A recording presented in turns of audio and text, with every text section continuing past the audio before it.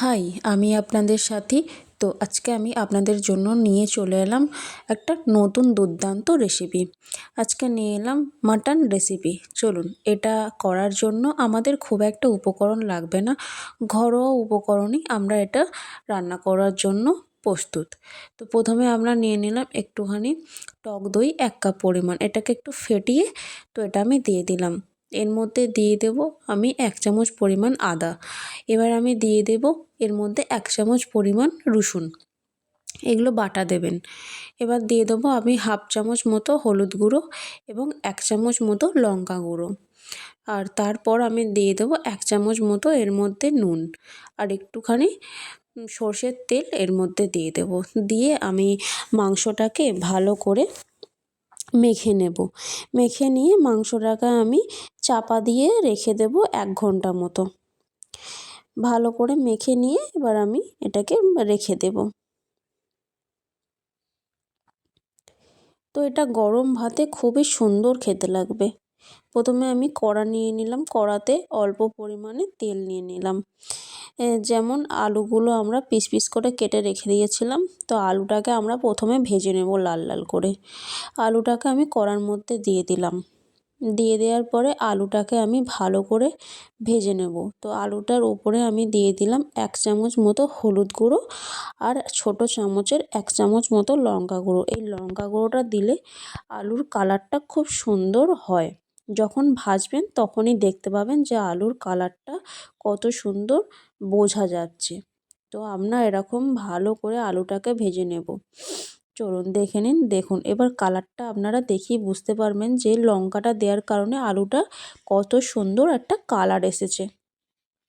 এবার আমি আলুগুলো ভাজা হয়ে গেছে, আমি তুলে নিলাম। এবার যেটুকুন আলুটা ভেজে তেলটা ছিল তার মধ্যে আমি কয়েকটা মশলা দিয়ে দেবো। যেমন হচ্ছে একটা তেজপাতা, একটা কাঠ মশলা এবং 4টে এলাচ আর হচ্ছে অল্প লবঙ্গ দিয়ে আমি এটা একটু নেড়ে নেব।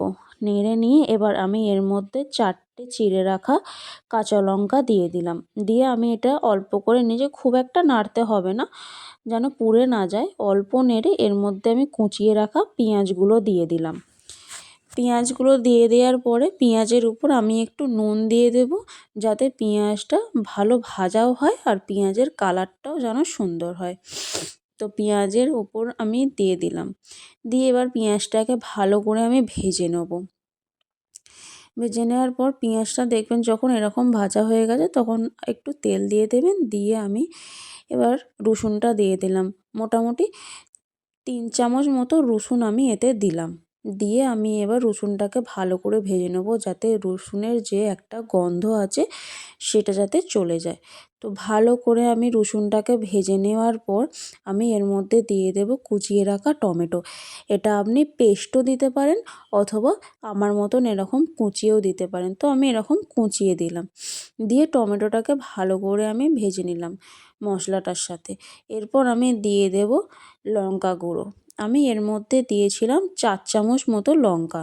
যেহেতু 1 চামচ লঙ্কা ম্যাগনেট করার জন্য রাখা ছিল, রেখে দেওয়া ছিল, তো এর মধ্যে আমি ছোট চামচের 4 চামচ আমি লঙ্কা গুঁড়ো দিয়ে দিলাম।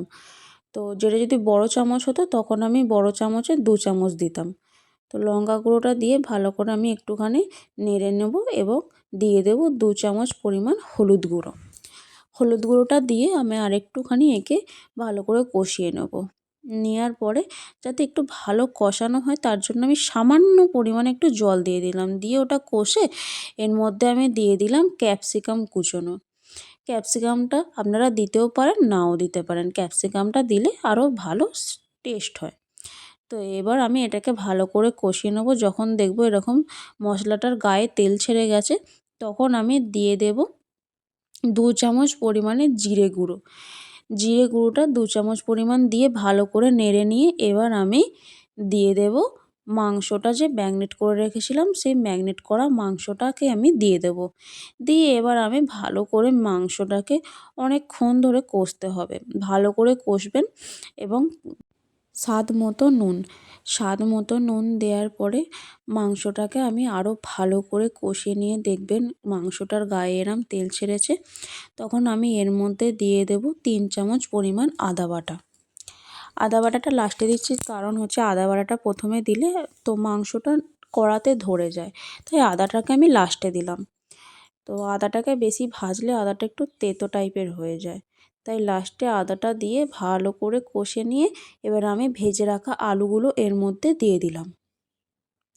আলুগুলোর সাথেও ভালো করে একটু মাংসটা কষিয়ে নেবেন। ভালো করে একটু এদিক ওদিক করে কষে মিনিমাম 5 মিনিট মতো আমি আলুটার সাথে মাংসটা কষিয়ে নিলাম। নিয়ে চাপা দিয়ে রেখে দিয়েছিলাম। চাপা দিয়ে রাখবার পরে দেখলাম এটা ভালো কষানো হয়ে গেছে। এবার আমি দিয়ে দেব এর মধ্যে জল। আপনি যতটা পরিমাণ ঝোল খেতে পছন্দ করবেন আপনি ততটা পরিমাণ এতে জল দিয়ে দেবেন। জল দেওয়ার পর এটাকে আমি চাপা দিয়ে ফোটার জন্য রেখে দেব। যতটা পরিমাণ জল আপনারা পছন্দ করবেন ততটা পরিমাণে জল আপনারা দিয়ে দেবেন। তো দেখুন আমি এখানে আমার যতটা লাগবে আমি ততটা জল দিয়ে দিয়েছি। এবার আমি এটাকে ফোটানোর জন্য রেখে দেব। খুব একটা উপকরণ লাগবে না, এইটুকুন সামান্য উপকরণেই রান্নাটা করা যাবে। তো এবার আমি জালটা একটু জোর দেবো, দিয়ে যখন দেখবো এরকম মাংসটা ফুটতে আরম্ভ করেছে তখন আমি এর মধ্যে দিয়ে দেব কুটে রাখা ধনেপাতা। তো এই ধনেপাতাটা দিলে আরও খেতে সুন্দর হয়। আপনারা দেখতেই পাচ্ছেন মাংসের কালারটা কত সুন্দর হয়েছে। শুধু ঘরোয়া মশলাতেই এত সুন্দর রান্না। তো অলমোস্ট আমার রান্নাটা কমপ্লিট হয়ে গেছে। তো আমি উনুনে করেছি, মোটামুটি 1 ঘন্টা মতো মাংসটা সেদ্ধ হওয়ার জন্য রেখেছিলাম। তো এবার আমি গরম ভাতে দিয়ে মাংসটা 1 পিস মাংস আর 1 পিস আলু, বাস এটা দিয়েই পুরো 1 থালা ভাত আপনার আরামসে খেয়ে নেওয়া যাবে। দেখুন এতটা সুন্দর কালার হয়েছে মাংসের এবং এতটা সুন্দর খেতে হয়েছে, আপনারা না করে দেখলে বিশ্বাস করতে পারবেন না। সবাই একবার করে দেখুন।